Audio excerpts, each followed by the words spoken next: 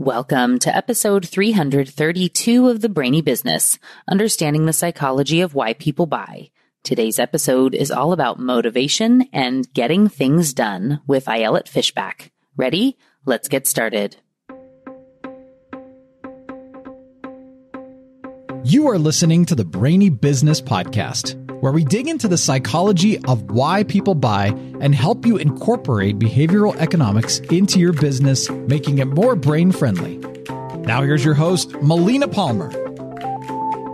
Hello, everyone. My name is Melina Palmer, and I want to welcome you to the Brainy Business Podcast. Today's episode is a look back at my first conversation with Ayelet Fishbach about her wonderful book, Get It Done.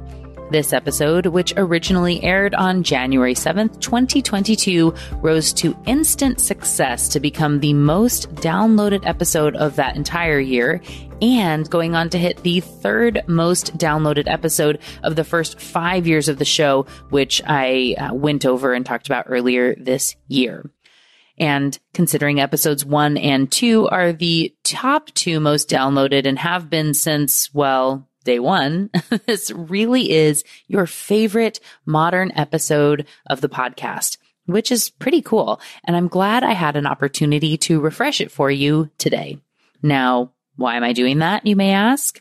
It's because in this coming Friday's episode, I have a conversation with Vishal George about his book, Money Mindsets.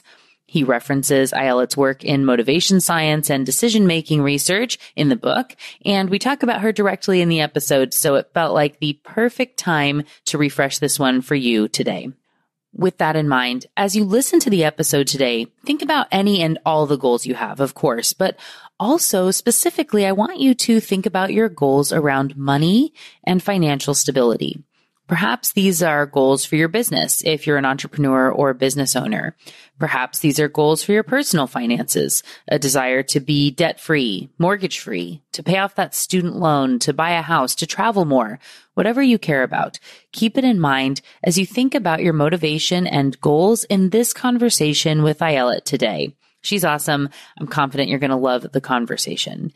And don't forget, there are links for everything, including past episodes, books like Get It Done and Money Mindsets and more, as well as articles. They're all waiting for you in the show notes for this episode, which are found within the app you're listening to and at thebrainybusiness.com/332.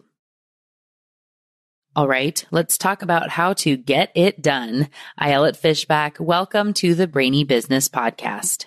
Thanks for having me, Melina. Yes, I'm so excited to talk with you and that this episode gets to kick off 2022, which I know everyone listening is thinking about goals and resolutions at this time of year, or maybe have totally written off the idea of goals. I used to be one of those people before I learned more about the science of goal setting. So I'm so excited for you to share and help people with that. But before we really get into the meat of that sort of stuff, if you can share a little bit about, how you got into the space of motivation science and goals and aspirations, all that. How did you find yourself in this area? Oh, that was a long time ago. That was over 20 years ago. I was basically getting my PhD in social psychology back when I was in Israel.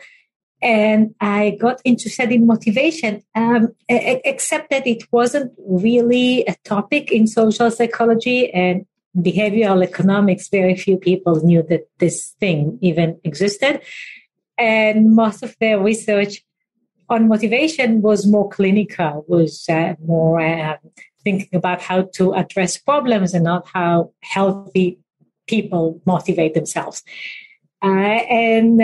I was lucky to be interested in this just when other people in other places were starting to explore motivation more seriously. And so as I was getting my PhD, thinking that maybe I'm the only person in my field that wants to do that, I learned about more people that are doing research in motivation. I connected to one of them, that was Aryeh Glansky, as my postdoc advisor. I was convincing my PhD advisor, you could drop it up. Maybe that's a worthwhile journey. And then everybody started to study motivation. So, now I sound so ancient when I say that no one really thought that was an interesting topic. Like everybody around me is looking at motivation. It's such an interesting topic. Yeah, for sure. For sure. I think it's so fun to be on the front end of anything like that, though. And I'm still on the newer side of the people that are currently in behavioral economics, I guess, as far as where there's the real, as you would say, maybe like the OGs, right? You've got the, Daniel Kahneman, of course, for a long time, and Thaler and Dan Ariely, and such amazing work. But as we're transitioning and having more of a focus in applied behavioral economics, it's really cool to be towards the front end of what that field is going to be, and finding the same, where I looked for 10 years for a program that was about behavioral economics. I didn't know what it was called yet, but all the schools said, that's not a thing. You can't do that. You can't study that.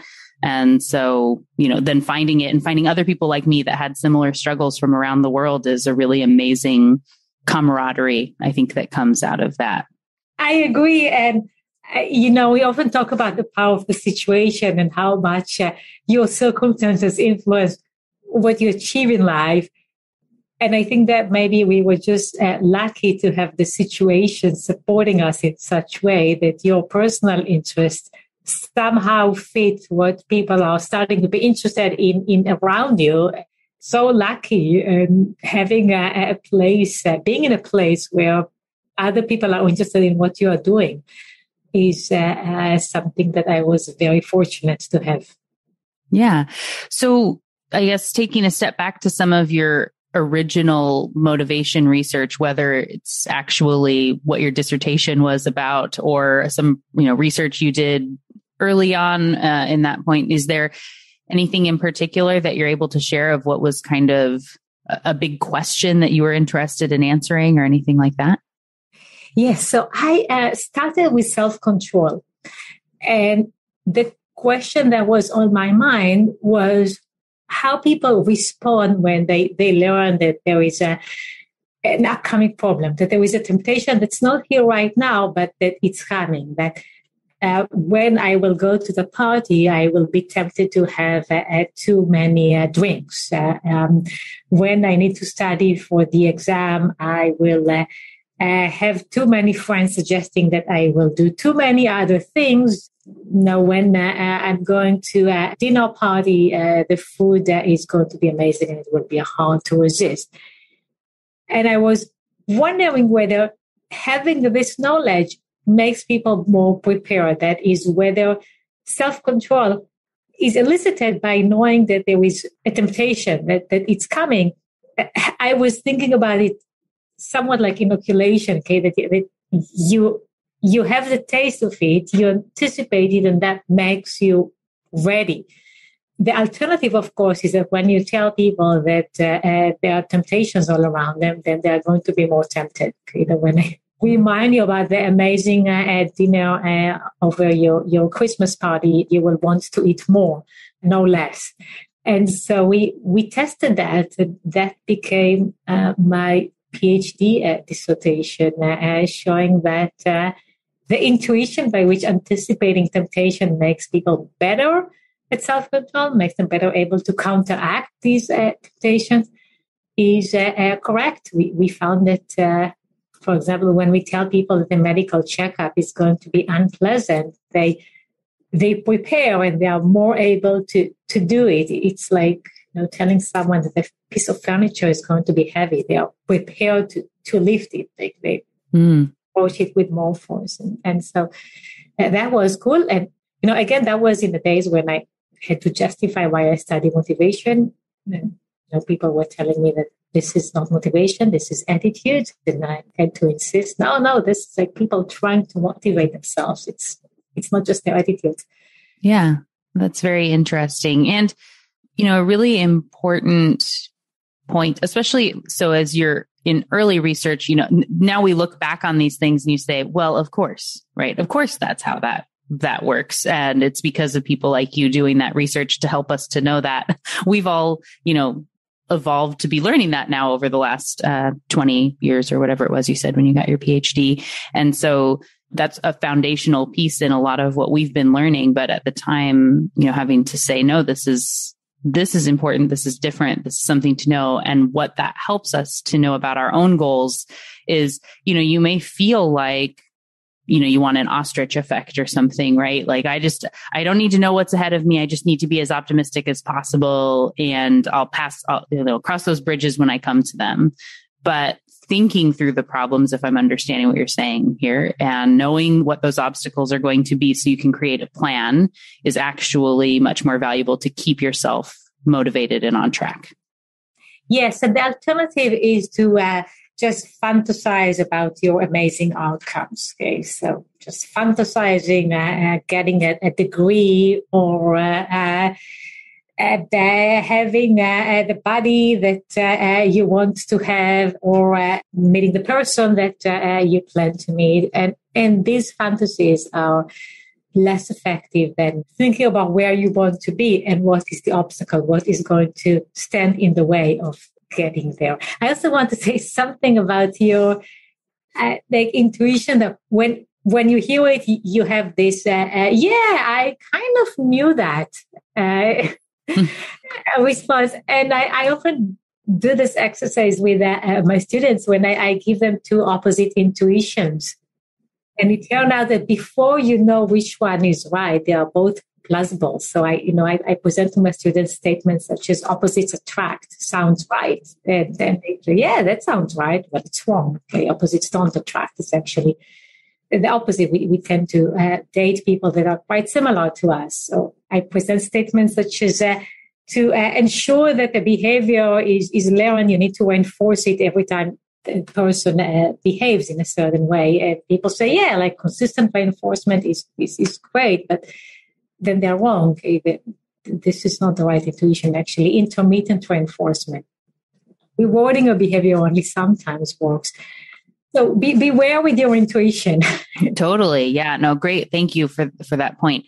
So I have an episode all on the dose brain chemicals that digs in a lot on anticipation and understanding how dopamine, and with the, tests with the monkeys. And when you have it, only 50% of the time you get the treat, that they have double the dopamine and all of that. So I'll make sure to link to that episode in the show notes for anyone who hasn't listened to that yet, but really, really important to think about what's keeping us, the brain wants that chemical. And so not knowing it's every single time I'm going to get something is actually highly motivating.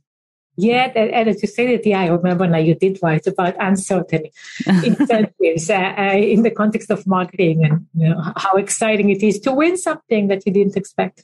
Yes, for sure. So I think you've already been laying, of course, some groundwork for a lot of those are all things that are within your book, which is called Get It Done. And I love this. So everyone, you have to go look, of course. The book is in the show notes so you can see and get your copy there. But it's got these crossed out lines to where it's, forget, quit, undone, to where it's crossed out to just say get it done, which I think is very nice and clever. Were those always kind of words that you were planning on using and you wanted to do the cover kind of in this way? Or did that just sort of come about? How did that even happen? No, not at all. No, this is probably like the fifth or sixth cover that I considered. No, there were many covers that didn't quite make it, and it was my UK publisher that suggested that. And as soon as I opened my email at too early in the morning, and I looked at this and I said, "This is great." And then I turned to my husband and I asked him, well, do you think that people are going to think that my book is titled Forget, Quit, Undone? That's not going to be good. And he's half asleep. He says, no, I got it immediately. It's okay. So we are going with that. Yeah. Yeah. This is the forget, quit, undone book. But I mean, I guess that's very different than what you would expect to see. So it would draw your attention at least and go, wait, what's this about? So. Yeah. Yeah. Do you know that like the research on fluency that when something is fluent, then it's very easy to process. But when there is a bit of disfluency, when something is not immediately makes sense in your mind, then you stop for a second. You're like, let me make sense of what's going on here. I'm hoping to get this reaction. Absolutely. That's really important with book covers, making sure that it's going to stand out along the wall of other books. And so I think it will. You don't see a lot of books with big black lines through text on their cover in the way that this has. So I think it's going to do well. And we'll all see by the time this comes out. I guess some people will start to know, but I think it's going to do really well for you. So I think it was also where you're saying, so I believe it was Dominic Packer when I interviewed him on the book, The Power of Us, that came out a few months ago. And he had said the same thing. I believe that they, had a cover for their book that was okay. And they were feeling pretty good. And then one of the international publication, they saw the cover and went, well, that's way better than what we were going to do. let's swap to that one. So it's good to get that diverse perspective on things for sure. Absolutely. One of the things that I think is so interesting about just even from the very, very beginning of your book. So many books and articles and podcast episodes and shows and anything that anybody ever does around goals, it feels like is very pie in the sky, aspirational, you can do it if you just focus, and not quite to what people might say woo woo, but that comes into it, right? And this, the power of these amazing things you can do. And your book takes a very different, starting with a cautionary tale of Everest. And I thought that was such an interesting choice in the foundation it lays for the whole book. Can you share a little bit about why you started with that story and what it is, I guess, for the audience? So the story of Mount Everest is a story of a group of people that really wanted to make it, and reaching the top of Mount Everest is such a wonderful, inspiring goal. It has all the elements for a successful goal. It's a goal. It's not a means. You don't climb Everest because you want to get somewhere else. Okay? It's the thing itself. It is very specific. You know whether you were at the top or not. It's not ambiguous. It's something that you will be admired by everyone around you. You will get on podcast if you manage to get to the top. And I believe that most of the people that are making it the top of Mount Everest don't even care about all these incentives, although incentives help. They are really intrinsically motivated, and I would love to tell you more about intrinsic motivation. So it's a great example for a goal that works. But then people are dying trying to reach this goal. So it's also a great example of how goals might not be in our best interest, and how knowing how to set a goal and how to plan the way that will get you there is one thing. Choosing the right goal for you is critical as well. And the story of this mission that I describe in my book, they insisted on making it when the odds were against them, when the smart decision was to give up. They thought that maybe they will do it. The snowstorm was approaching. The weather was really bad.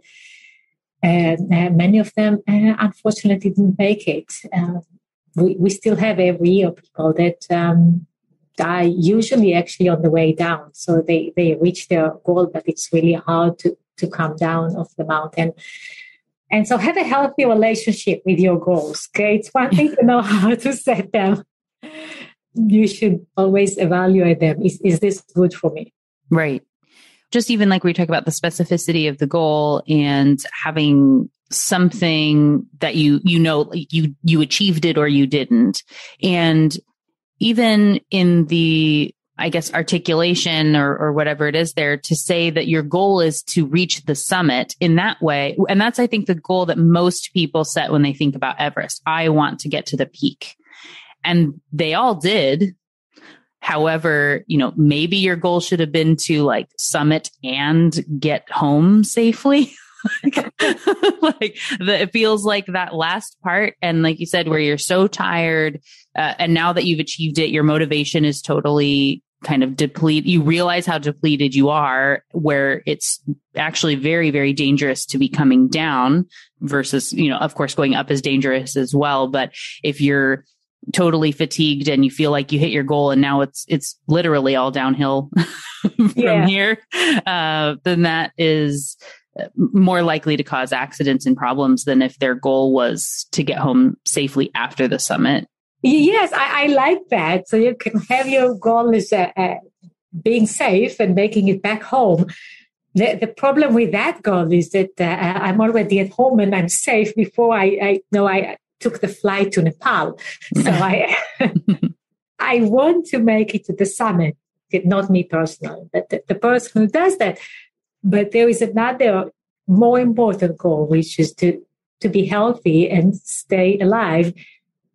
And let's move from getting to the top of the Everest to all the unhealthy goals that we might set for our lives, which are often extreme diets, extreme sports that cause injuries, like running a marathon is great for some people. For other people, that may cause injury and really not the way they should exercise. Even meeting deadlines at work that lead us to cut corners and maybe to do a job that's not great because we were highly motivated to finish it by January, 15th. Beware that setting these goals, setting numbers, being motivated to make it can also have downsides. Right. Yeah. As people are, I feel like maybe losing the motivation toward any sort of goals they may have set for resolutions by now. I think it's January 19th is National Quitters Day or International Quitters Day, where like most people have totally given up on their resolutions. Almost make that 3-week mark before you realize you're done and the gyms are empty again or whatever that is. So if people are, as they're listening now, they're thinking about goals they set, or if they didn't set one and maybe we want to tell them why that's a good thing, what sort of advice would you give around that area? Yeah, so many people quit their New Year's resolutions. In our most recent survey, it wasn't so bad as you may have presented it. We had maybe about a quarter of the people reporting that they are still pursuing their resolutions by November, so many months later. So I don't know if a quarter is a lot or few, but it means that some people are setting resolutions that actually work for them. You're right that most people drop, or this about half dropped by March, which was the first time we checked. And what we found predicts adherence to these resolutions is really how much these resolutions were intrinsically motivating. That is, how much the person felt something good when they were pursuing the resolution. So it could be how much you enjoy doing it, how much you feel right about doing it. It could be any sort of this immediate pleasure that makes you intrinsically motivated, that you want to do it for the sake of doing it. Maybe when you do it, you feel that you are growing. Maybe you found a really fun way to work out. Workout and eating healthier were more than half of the New Year's resolutions that people set in our survey. So these are the common ones. Do you like the food that you set to eat? Well, that will predict whether you are going to still eat it in November. Okay. do you like the exercise? If you set the resolution to make more money, which about 20% of the resolutions where people either trying to get out of debt or save more, did you find a way that feels good, that feels right? What didn't predict adherence at all was how important is the resolution. You might say that being healthy is fine, like it would be, being healthier is fine, it's a good resolution. You are not saying that it's the most important thing for you in the world. I might say that this is the most important thing for me in 2022. When we look at the data, I am not more likely to stick to my resolution than you are. Mm-hmm. The only thing that predicts is how much we find pleasure in the path of pursuing the goal. So plan accordingly. Okay, plan resolutions that you like. Let me correct it.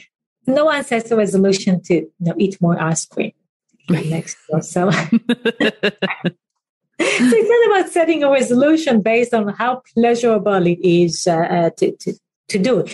We set a resolution because it's important, because it's somewhere that we want to be, and we are not quite there right now.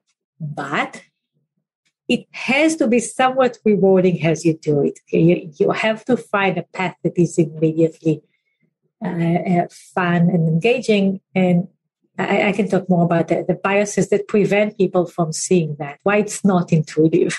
Yeah. I mean, please do. And I think there are some goals where you say, like, it's not anyone's goal to eat more ice cream. However, along that same line, though, there are a lot of people that maybe are saying, like, this year I'm really going to live in the moment, or I need to spend more time with family. I need to take a break and recharge and step away from work, travel more, when the world permits, those sorts of things. Actually use my vacation time instead of getting like sucked into other people's projects and drama and things that have a big pull on you. So those can still be very difficult. And even if it is important to connect with your family because you're worried that you're going to lose them, or there've been for some people, threats of like, this is it, you have to be around, and you still get sucked into work, that can be something that others would consider like making a goal to eat more ice cream. And so, but it can still be difficult if it's not what you've kind of gotten stuck into. Yes, I agree. And that's about 20% of the people that state their goals that are not in there, like be healthier, like save more money or get a promotion, in case something related to work. We do get a chunk of people that are more about growing myself, learning new things, connecting to people in my life. And I believe that for these kind of resolutions, it is more intuitive that you will do it if you enjoy doing it. It's less intuitive that this is the case for these health professional goals. And it's less intuitive for people because we have a bit of an empathy gap. Okay, that is, we don't have a lot of empathy to our future selves. Okay, we think that my future self will do what's important for her. Okay, my future self is going to get up in the morning and just do everything that she should be doing. She's not going to be tired, okay, which is why my future self can plan to drive 10 hours a day, because that person is not getting tired after a couple of hours.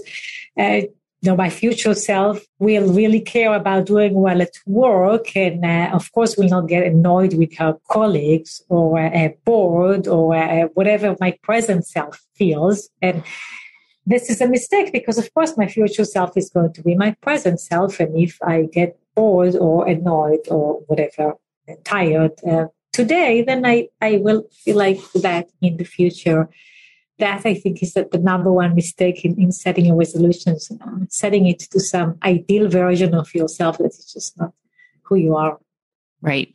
And so I will definitely link to the episode on time discounting so people can revisit that. It's one of my very favorite concepts. I call it the I'll start Monday effect because I think it's hard for people to remember hyperbolic time discounting as a kind of a concept name.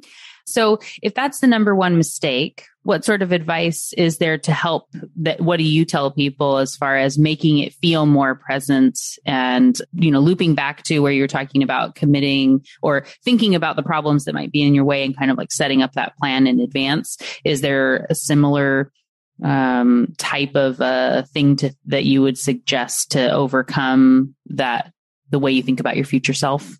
I can tell you about the study that we ran with Caitlin Woolley. We gave people a choice between listening to a loud alarm clock and listening to the song Hey Jude by the Beatles. And we told them that we are paying more for the loud alarm clock. And so about 3/4 of our sample decided to listen to the alarm clock because they came to our study to make money. And this is the task that offers more money. It turned out that the people that made this choice are much more likely to regret their choice than the people who choose the song. And I refer to this study because you could do this mental simulation in advance. You could think about how terrible it is to listen to a loud noise for a minute. That was at the time that they were required to do it. Sounds little, but it's actually a long time when the alarm is loud. Okay? Versus listening to a pleasant song. And how much are you going to care about money when you're in that situation? Well, when it gets to New Year resolution, do the same. Okay, like do the mental simulation of I'm going to do that. How will it feel? Are there some immediate rewards that I can add to this? Can I make exercising more fun? Okay, how? Do I bring in stuff to my exercise, like music or TV or whatever, or a friend? Do I switch my routine? Okay, maybe running or swimming is not sufficiently interesting for me. Maybe I should find a dancing class. What I found in my life is mainly I need variety. Okay, doing the same thing for more than a few months, you just get bored. Think about doing that in the future the same way that you would think about doing it today. Right. I really appreciated the Pokemon Go example in the book.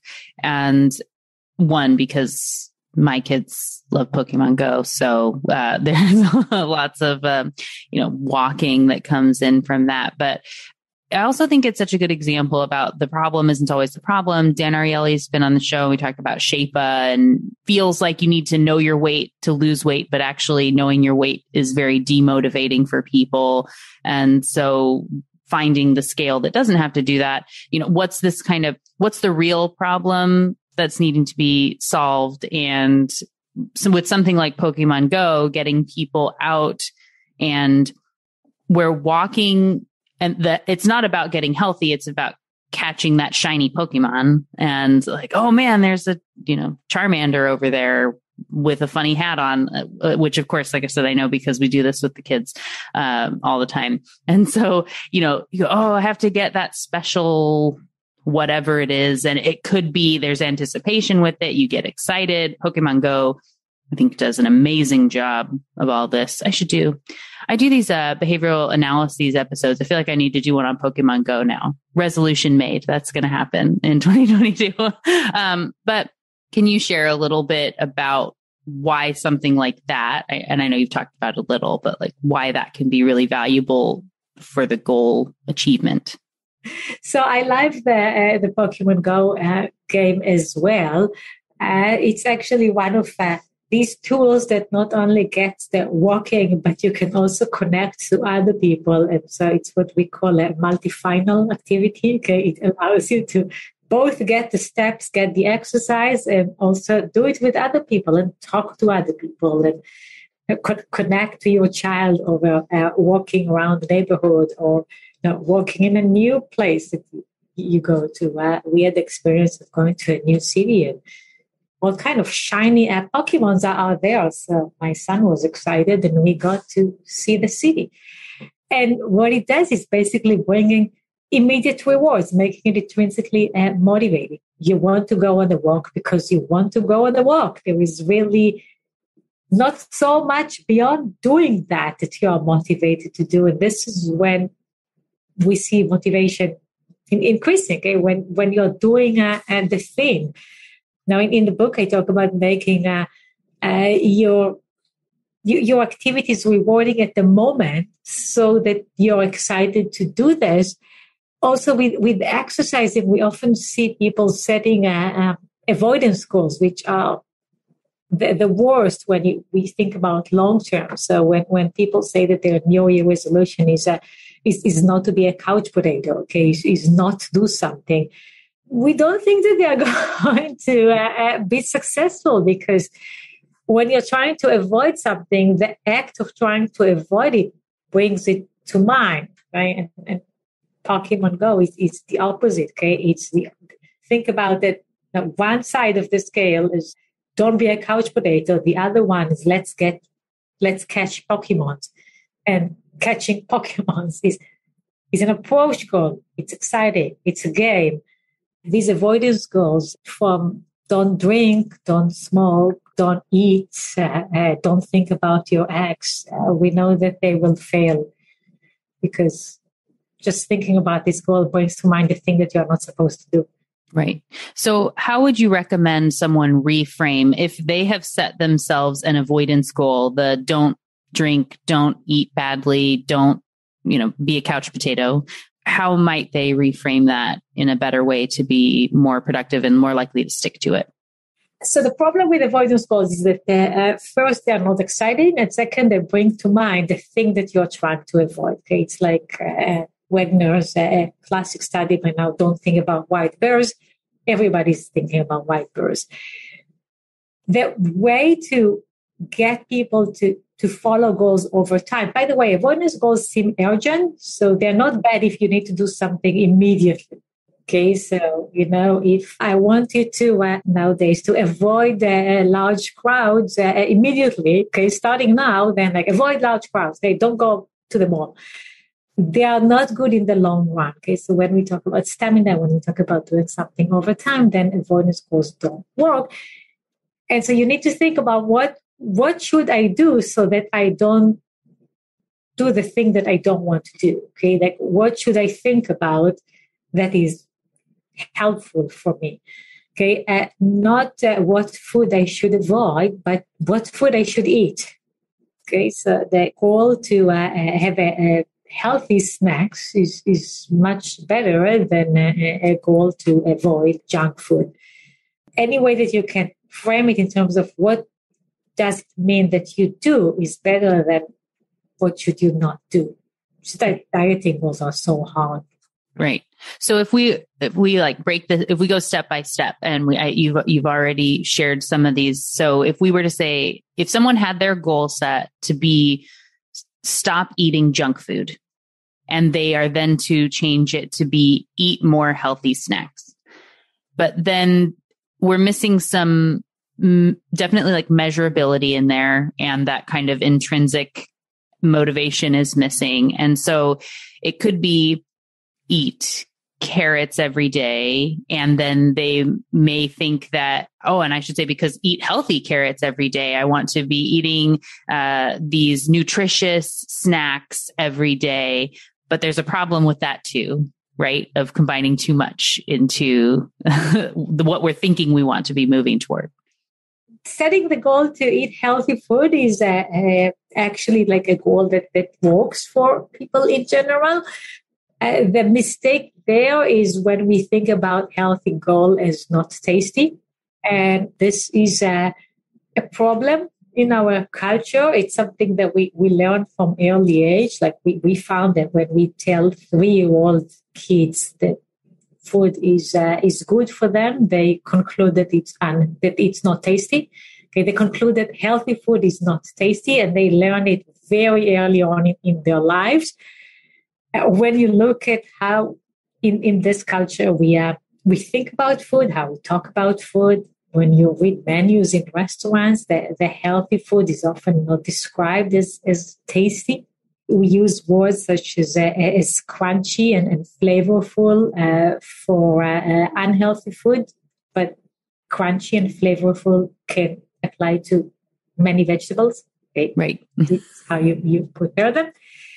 And what we find is that when people think about healthy food in a tasty way, okay, when they are able to break this perception of a negative correlation, then they are better able to eat the healthy food. To give you an example, when we ask people to choose the bag of carrot that looks the most tasty, then they ate these carrots. They enjoy that. When we ask them to choose a bag of carrot that looks the healthiest, they chose it, but they didn't really want to eat the carrots in the bag. Yeah. Of course, carrots are carrots, so it's all the same, but the way we kind of frame it to ourselves makes a difference. And you have some other really great examples in the book of how the, name on the menu or things like that you were talking about, of not just saying like it's a light, refreshing, healthy salad. It's like, meh, like every salad is that, right? And that's not anything that's as exciting as this luscious whatever. I really love the wine example of where you're saying the trade-off that you have in your own mind when it comes to picking a wine. I think that'll resonate for people too. Can you share a little bit about that? Yes, so the wine example is coming from thinking about how people resolve trade-offs. And you think that there are certain conflicts between goals, that the wine cannot be both amazing and cheap. By the way, unlike healthy food, which can be amazing and healthy, which is completely in our mind, when it gets to wine, there's probably some correlation out there, right? Probably the more expensive wine, many people will think is tastier, but because we overgeneralize this perception, we end up thinking that wine that's cheap is not tasty. And if I tell you that the wine is expensive, you will enjoy the taste more. So basically what experiments do is telling people this wine is expensive, this wine is less expensive, and then see how much you enjoy the taste. And people enjoy the wine that they think is expensive. Mm-hmm. Right. And so the way we think about it, our brains get what they expect. You can shape your experience based on how you prime yourself and the way you frame your goals to make it so that you're more likely to achieve them. So as we wrap up the show, if you can maybe, because so much amazing stuff that you've shared through the episode, and thank you for that. I know, and they're kind of, I believe, 4 kind of things that the goals need to have. So if you can summarize that one more time for everyone as they're kind of doing their mental checklist on their own goals. And then, of course, for everyone that's already excited to go get the book and to connect and learn more, if you can share a little bit about that as well. With pleasure. So when I looked at all the interventions that we as motivation scientists studied and developed to help people follow their goals, when I looked at this, so that they fall into 4 buckets, okay? And really thinking about these 4 buckets helps you think about how should you design your own intervention, how should you motivate yourself. The first bucket is setting a goal. What do you do in order to set a goal that is motivating, okay? That is intrinsically motivating, having a precise number, for example, being a bit too challenging for yourself. Okay, so asking for a bit more than you can actually do is motivating. All the strategies that make a goal motivating. We talked about Mount Everest. Mm-hmm. The second bucket is how do you monitor progress? When do you look back? When do you look forward? How do you collect feedback? And how do you learn from this feedback? It's so easy to ignore feedback. So what do you do in order to find out where you are on your goal? Okay, how are you doing right now? The third bucket is what do you do with everything else? Okay, and we just discussed the wine example and these goal conflicts that we have. Should I go for something that is a better experience, for something that is less pricey? If I think the taste and health are conflicting, how do I resolve these conflicts? Basically, how do you manage the rest of your life around your goal? How do you manage goal conflict and juggling between goals? And then the last element is social support. Who in your life is going to help you with your goal? Who should know that you are doing that and support by, telling you that, hey, you should do that, or that it's important for them that you are successful. Many of the goals we pursue with other people, okay, like starting a family or, having a successful company or a research collaboration. But even for individual goals, it is so critical that people around us are supportive. Melina, we both wrote a book, You're More Than One. And so you know that if the people around you are not supportive of this very personal endeavor, right, this is just not going to work, right? And like how you design this social environment that supports your goal is the last and fourth element. Absolutely. Well, thank you so much for the summary there for people as they're thinking about their goals and getting on the right foot as they start this year or whenever they listen to the episode. There's always an opportunity for a new goal, and, we don't have to be stuck in the fresh start effect, right? Tomorrow's the first day of the rest of your life. So that can be your new spot there.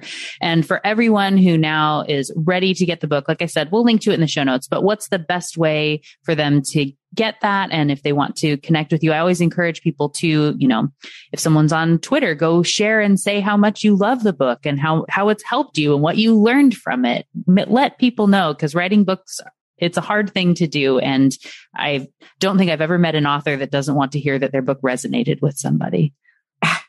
Absolutely. And so if you're listening to this, please go on my website, ayeletfishbach.com. So AYELETFISHBACH.com for information on my book, on me, on how to connect with me. Everything on like social media is listed there, and really that's the place to start. Perfect. Well, we will definitely be linking to your website and to some social media. We'll have a link for the book. And just, Ayelet, thank you again so much for joining me today. It has been very delightful to learn from you. Same here. Thank you so much, Melina. So, what got your brain buzzing as you learned about motivation and goals with Ayelet today? For me, I really love how Ayelet makes things that feel difficult and unattainable really relatable, so we can see where we might get stuck and be more likely to be successful once we're able to plan for them properly. Since this initial conversation and reading Ayelet's book, there are a couple points that have really stuck with me and that I find myself saying to others often when talking about goals. First is that you need to prepare for the stuff that's going to get in your way. It's important to know that it isn't supposed to be easy all the time, just like we weren't wired to be happy 100% of the time. Listen to the episode on the dose brain chemicals, which is linked for you in the show notes for more on that. So if you change your mindset to know that it isn't about getting to some zero effort state where you're magically different and perfect, but instead to be thoughtful about what matters to you, limiting those goals so you have the bandwidth to achieve them, and plan for what will be distracting and get in your way, and what you're going to do when it does, not if, but when, is so important. I love the comparison she makes about lifting a heavy couch. If you're told something is heavy, whether it's a couch or a small box, you prepare differently before you try to lift it. You bend your knees and brace for the effort. That's important with achieving your goals too. Planning in advance and bracing instead of just relying on willpower, thinking that you're going to be perfect in the moment and then beating yourself up when you don't. It's just such a really great and smart strategy to set yourself up for success. Another thing I love that Ayelet has said is that a year has a very long middle, and that you don't want to be the person who did something, but rather the person who's doing something. So along that line, you want to pick goals that you're going to live with and have be a part of your identity for a long time, and break them into small pieces so you aren't having to wait so long for the little wins that are going to be motivating you along the way. This is kind of getting back to that reward is in the journey lifestyle, so you can overcome time discounting and knowing that loving the thing in the moment that's helping you achieve longer term goals is a great way to keep you on track so you ultimately achieve the goals. Trying to force yourself to run if you hate it will be a much harder path to fitness than playing tennis or kayaking or Pilates if you love one of those things. And instead of saying that you will have lost X pounds by the end of the year or something like that, looking at smaller goals and milestones like the number of steps in a day, or running a little faster than you did yesterday, or mastering a yoga pose each month, or whatever, can help you keep on track and ultimately hit that bigger goal, which is really more of a lifestyle that you've now achieved, which is really, really great. And you can continue to just layer on to get better and better instead of thinking you've made it and then it's done. So things do get easier over time as they become habits, which is made possible with less goals and areas of focus. But there are still times where your brain is going to try to trick you into your old ways or try to get that hit of dopamine or doing the now thing instead of focusing on that ultimate goal. And that's why these tips from Ayelet, from the entire conversation from her book and what I just brought up as my kind of main takeaways, they're just so, so important. And if you remember from the top of the episode, the reason I refreshed this one today is because of this upcoming Friday's conversation with Vishal George about his book, Money Mindsets. Saving money and talking about money and achieving financial goals is really hard for a lot of people because of our biases toward the immediate win versus the long-term one. This, of course, includes time discounting and lots of other interesting concepts, which are linked for you in the show notes. And before we close out the show, I encourage you to take a few moments to think about your money-based goals, whatever they may be. What do you really care about? Where do you get stuck? What can you be doing regularly to help reach the goal instead of looking at it only in the long term?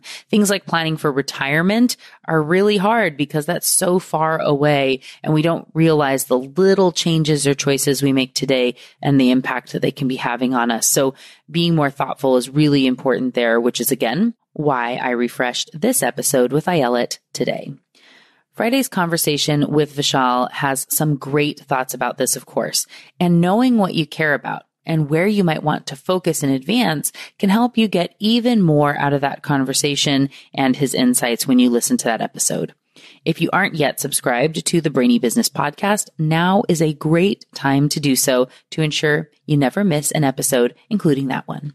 And to make it easy, there is, of course, a link in the show notes, along with links to related past episodes and books like Get It Done and Money Mindsets, as well as a time-stamped summary of the entire conversation and more. It's all waiting for you in the app you're listening to and at thebrainybusiness.com/332. And just like that, episode 332 on Get It Done with Ayelet Fishbach is done. Join me Friday for a brand new episode with Vishal George discussing his book, Money Mindsets. It's going to be a lot of fun. You don't want to miss it. Until then, thanks again for listening and learning with me. And remember to be thoughtful. Thank you for listening to the Brainy Business Podcast. Melina offers virtual strategy sessions, workshops, and other services to help businesses be more brain-friendly. For more free resources, visit thebrainybusiness.com.